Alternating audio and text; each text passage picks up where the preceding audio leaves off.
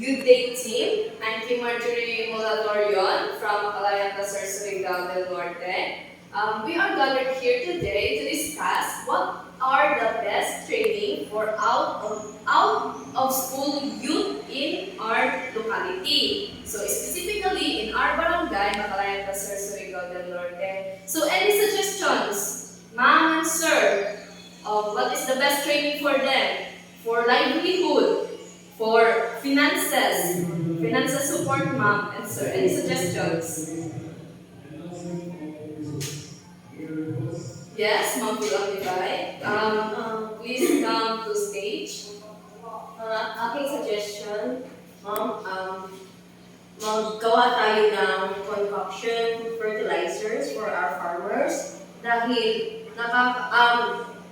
bukod sa di ba, organic fertilizer siya, na malesen yung finance nila sa pagbili ng mga fertilizer. If we conduct a training for them, matuturuan natin sila na gumawa ng mga organic fertilizers or concoctions like OHN, fermented fruit juice, fermented plant juice. Sige, go on, ma'am. Go on. Oo. Naisip ko to dahil isa sa mga napaka yung nakakapagbigay tulong sa ating mga halaman tsaka sa lupa ang organic fertilizer, hindi siya gumagamit ng chemical. Ito rin ay nagpo-produce ng masustansyang pagkain sa ating mga pananim at para na rin sa pagkain ng tao. Yun lang. So thank you for sharing, Miss Phil Amibay. So Miss Phil Amibay is from our locality. No? Thank you, ma'am. So any suggestions? So we have making concoction. Yes, we can buy it. We can sell it to the Department of Agriculture in Placer, no? So pwede natin yun mabigay yung mga sample natin using bottles, no? Any concoction since meron tayong senior high school, TESDA sa Bataas, na malapit lang sa atin at kailangan rin nila yun. So any suggestions?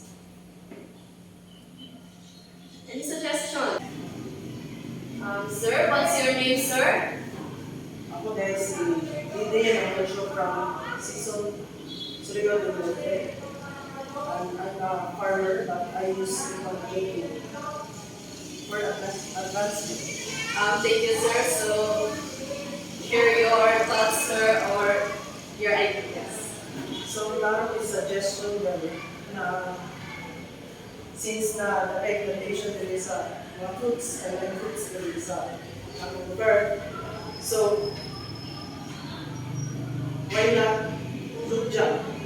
Because it is easy to make. You don't use any expensive machineries and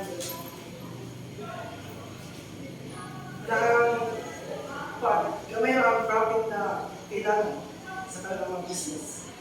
So that's it. Thank you, Mr. Adrian Manocho, for that idea. So, Miss Levi suggests that making concoction, no? So, out of school youth of Barangay Macalaya, no? Pwede sila mag-concoction, then ibaligya in every school or mga farmers din, no? So, makikita niya kung kwarta o sa Department o makatabang kita sa Department of Agriculture. And Mr. Adrian suggests na what's your suggestion, sir? Fruit jam. So since we have coconut, so why not coconut jam? Since grabe naman ka productive yung coconut sa ating barangay, no? And what if lanzones jam? So maraming prutas na pagpipilian natin, no? So, any suggestions from our locality naman? No? So, Miss Bising, please come to stage, ma'am. So, I'm Rina Jean Christina. I'm Rina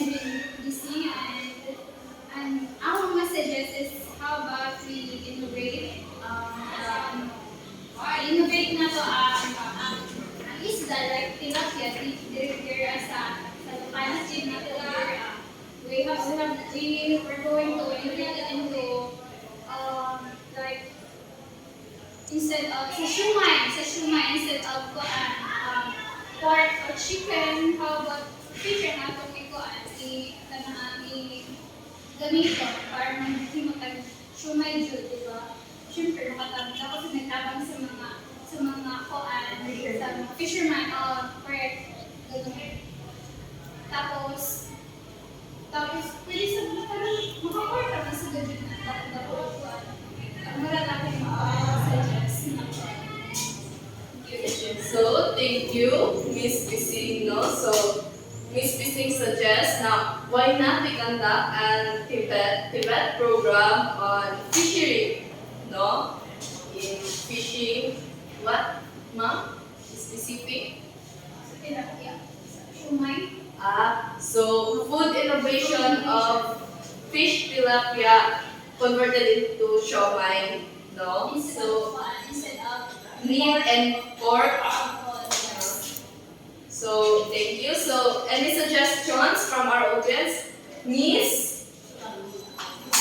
Let's give a hand to Miss Lovely, no? So today, I am Lovely Aryan Makanlaw, and my suggestion is, since we focus on out of school youth, so I can suggest we teach them, or yes, we teach them how they can apply milkfish deboning. So because milkfish deboning, it can help youth, or especially out of school youth, to practice entrepreneurship skills. So for me, by teaching them the process of milkfish deboning, since milkfish is in the Nigerian market, it can help them to have their own income. So it can help them and also their families. So that's it for my suggestion. Thank you, Miss Lovely. No, so if Miss Reina suggested that fish innovation in fish tilapia, but Miss Lovely suggests in fish deboning. So why not no we enter fisheries, no, since we have our fish plant in Placer, no. So let's try to plant it, no. But we are looking for many suggestions from the audience. So any suggestions? Miss? So Miss Desiree? So please come to stage, So ma'am. hello everyone, I am Destiny Ricardo Stificar from Timamana, Tabon Surigao del Norte. So, my suggestion is, what if we conduct massage and spa for those students out of school? Kasi, ang massage and spa, nakakatulong sa mga tao para maging relax. Kasi nga, sa most of people here is totoo sa trabaho. Pag uwi sa bahay is yung gagawin nila ang spa kasi, ang massage and spa is nakakatulong siya para maging relax ang katawan mo. So, my suggestion is massage and spa for the out-of-school youths. So thank you, Miss Desiree Restificar. Thank you for all of your suggestions, ladies and gentlemen. So I'm very happy for your cooperation, no, from another barangays, another municipalities, another council, from another councilors, no. So thank you.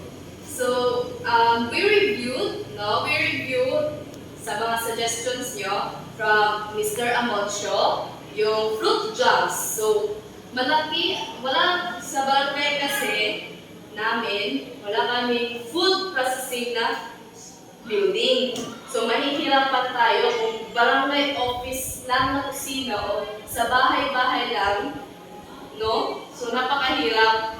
So from Miss Libay na suggestions, yung concoctions.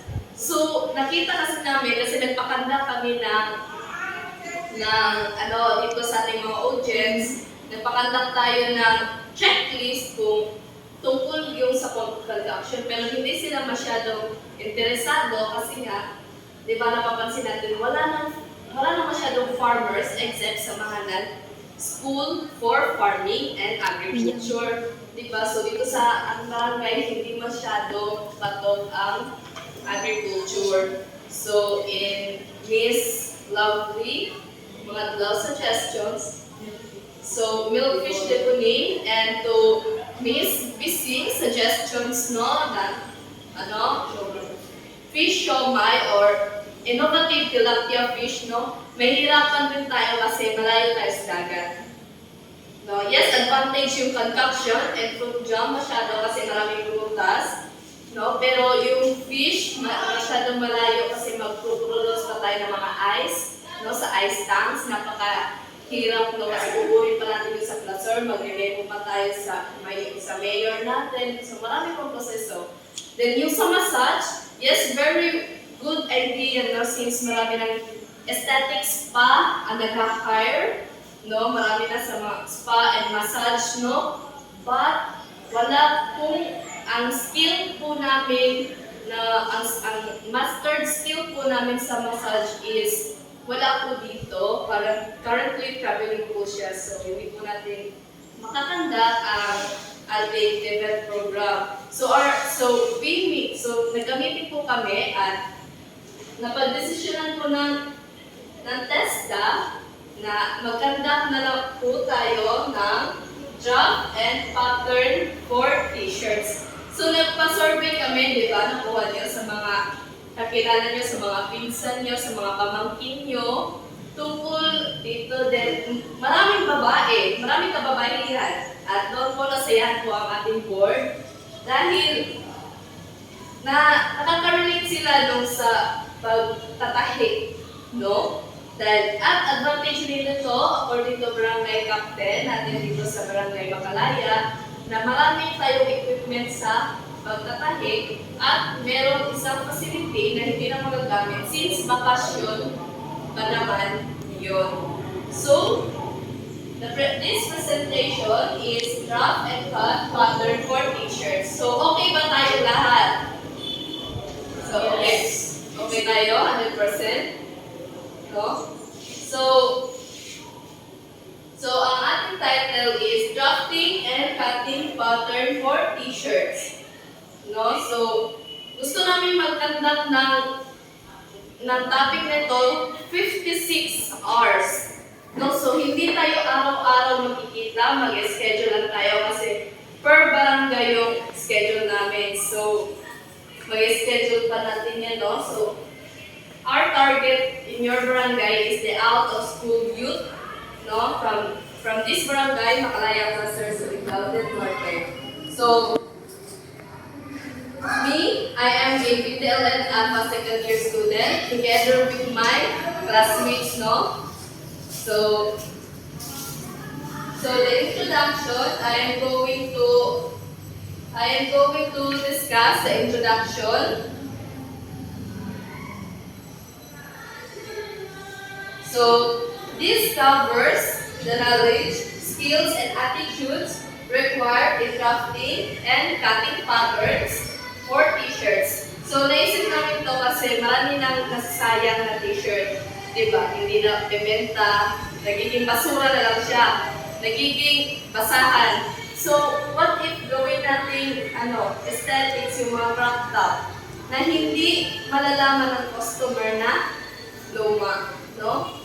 So, then the skills lang naman na matututunan nyo dito is ang pagkuha ng body measurements, accurate body measurements, and choosing the right garments, choosing design. Siyempre, importante yan. So, example, no? Gusto ng client yung hindi mainit. So, bakit natin tatayan ng cotton, di ba? So, napaka-importante yun. Then, ang planning, pag-aaralan din natin dito ang planning, then draft the pattern, and cutting. No? So, ito ang isa sa mga skills na matutunan nyo dito sa aming event. Kasama natin sa pagpaplano ng ating training, no? Ay ang aking kaklase, ay aking mga kaklase from SNSU Mainit Campus, no? DTLED second year student, no? So, let's welcome Miss Desiree M. Ratrificar. Please. So now let's discuss the learning outcomes of drum and hand pattern repetition for our decision. So at the end of this unit, trainees must be able to first take body measurement. So of course, unang-una sa lahat is kailangan natin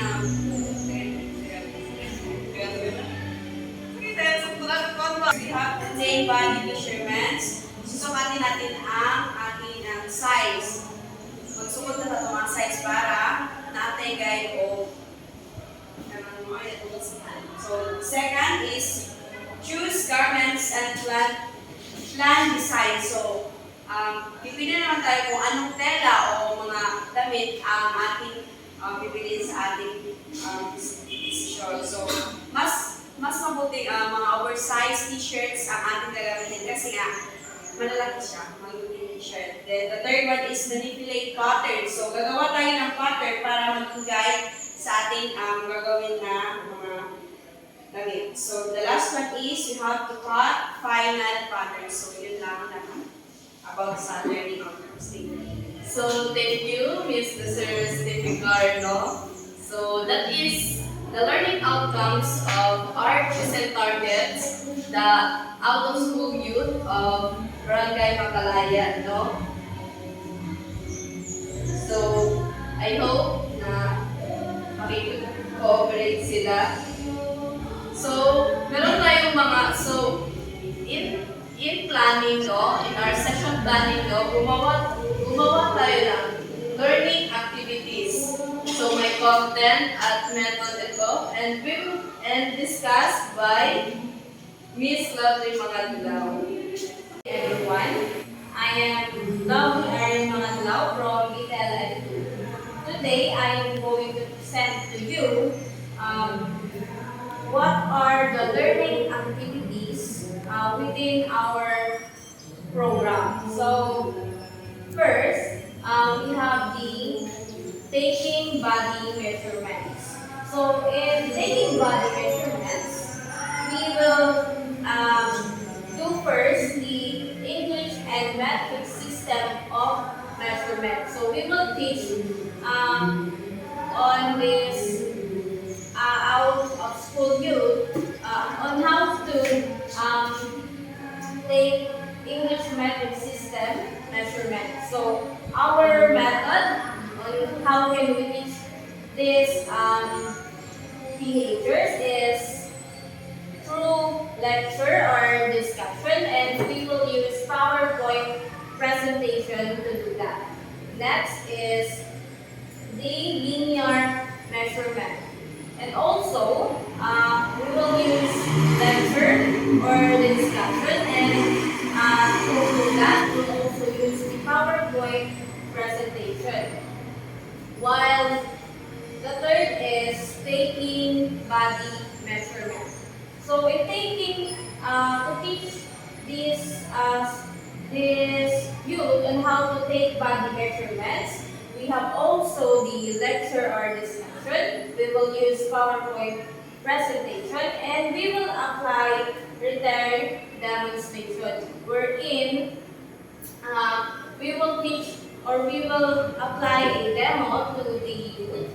Then they will also perform back what we teach to them. So that is how we will do this learning activities. Then next is recording body measurement. So we will teach them how to record body measurement through lecture or discussion, and PowerPoint presentation will be used, while we also apply the written demonstration just like in taking body measurements. So now let's proceed to number 2, choosing garments and planning, design. So to teach the youth how to choose the garments to use and how can they plan in designing, we will first teach the principles of design through lecture or discussion, and we will also use PowerPoint presentation. While the second is we will teach types of fabrics and classifications of fabrics. So, of course, before they plan their design, we will also teach them how can they classify the different types of fabrics. So we have here the method. We will use lecture and discussion also, or we will use PowerPoint presentation while discussing. Then we will have film viewing so that the youth can better understand our discussion, or they can easily access with their mind what is this topic. Then lastly, the selection for fabrics and accessories. So we will also use lecture or discussion, and we will use PowerPoint presentation to do that. So there are a lot of learning activities that we will discuss, but I am only assigned to this number one or the second learning activities. So another speaker will continue this learning activity, content, and method. Thank you. So let's give a hand to Miss Lovely Arya Magallo. So, for the next learning activities to be discussed, what method we use in conducting the assessment. So, my classmate, Miss Reina Junbisi, will discuss it to you. So, a hand please.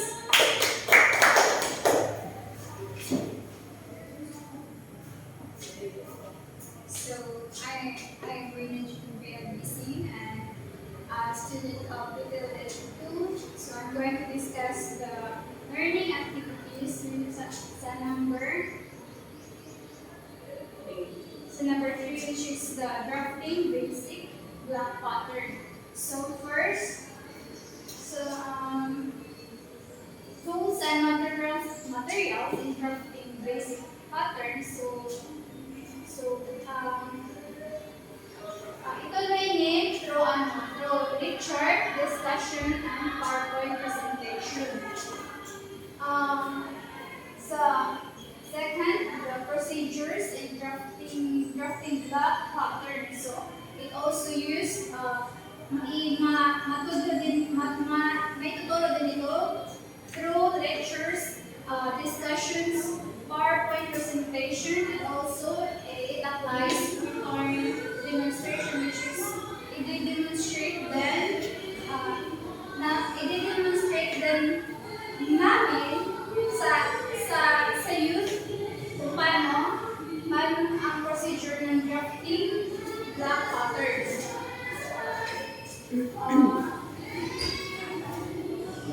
So the next learning activities, which is manipulating pattern rather. So first is the dart manipulation. So it also we have to discuss this also in by lectures, PowerPoint presentation, also i-demonstrate din sa mga youth. So the second, procedures in pattern making. So sa paggawa ng pattern, i-demonstrate din ito through lectures, discussion, PowerPoint presentation, ang mga procedures na dapat gawin sa paggagawa ng pattern. Also the next, the last learning activities is the cutting final pattern. So First, selection of cutting pattern rows. So, dapat paggamit ng cutting pattern rows. So, it also discussed through lectures, PowerPoint presentation. Second is procedures in pattern cutting. It also it discussed also by lectures, PowerPoint presentations, and the lesson is the cutting the final pattern. So, dito, i-demonstrate na ang pagka-cut ng final pattern. So, this would be my this would be all for sa discuss ng learning activities. And yeah, that's all. And others will discuss this. Let's give a hands to Miss Bising. So, thank you, Miss Reina Jean Bising, for that presentation. So, to present the condition of our training program, Miss Phil Amlibay will discuss the condition. So, please give a hand, please. So good day everyone. In condition in our session plan in this unit, trainees must be provided with the following. So in conditions, these are the tools and materials and supplies that are needed in our session plan. Halito yung ating gagamitin para sa pag-draft, para sa ating draft and cut pattern for t-shirts. So, in tools, we have tape measure, scissors, gunting, tracing wheel, drafting rulers, brush out, and out. In materials and supplies, we have pattern drafting paper. So, kailangan natin ito para sa pattern, sa paggawa sa pag-cut ng ating mga tela. Velvet cloth. So, naka-indicate din dito ang velvet cloth na gagamitin. Yung tela. Fabrics appropriate for t-shirts. So, iba't ibang klase ng tela sa isang t-shirt. Rubber, tsaka brown paper. Brown paper. Yun lang sa nakapaloob sa conditions. So, a hand please, no? So, that is the condition which it has the tools and materials that we needed in conducting a training. No? So for the assessment criteria, in our training will be discussed with my classmate, Miss Jalen Rose Mariano. A hand please. So good day everyone. I am asked to discuss about the assessment criteria that we are going to carry out during the activity of some checklist. This is composed of scores wherein the performance standards will be measured using scales wherein excellent is equivalent to 5, good is equivalent to 4, satisfactory is equivalent to 3, and 2 is equivalent to needs and improvement. So the first activity that will be measured is the taking of body measurements, where it is composed of 4 criteria. So the first one is measuring tools are prepared in accordance to the instructions. Number 2 is body measurements are taken based on the methods discussed. Number 3 is taking the body measurement in a sequential manner in accordance to the standard body measurement. And last is body measurements are recorded accurately. Next is choosing garments and clothing design. This is composed of 3 criteria, which are first, garment design is prepared in accordance with the requirements. Second is design and fabric are discussed and selected according to specified instructions. Third is creativity and originality are incorporated into the design based on the procedures. Next is the drafting of basic block pattern. So, first is drafting pattern tools are selected according to the procedures.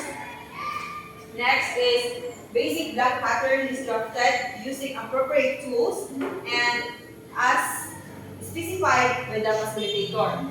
Next is recheck drafted basic block pattern for accuracy. Next is manipulating pattern. This is composed of two criteria, which are first, block pattern is laid out in accordance with the procedure discussed. Second is final pattern is labeled according to the specifications of the task. Last but not the least is the cutting of final pattern. This is the final activity that will be assist. So these are the criteria for cutting final pattern. First is tools for cutting pattern are selected in accordance with the task requirements. Second is pattern is cut in accordance with the task specification and requirement. So that is all about assessment criteria. Let's hear the next one.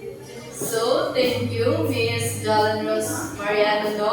So, for the last part of our training session plan to be conducted, no, is the assessment method, which will be discussed by my classmate, Mr. Adrian Amalcio. Around please.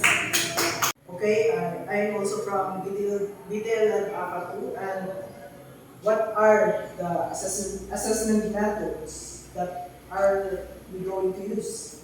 So at the end of this unit, trainers are expected to be examined through the following methods. First is written test, oral test, practical demonstration with questions, performance tests, rubric grading, and this method is conducted to find some developments for trainees and measure their learnings about the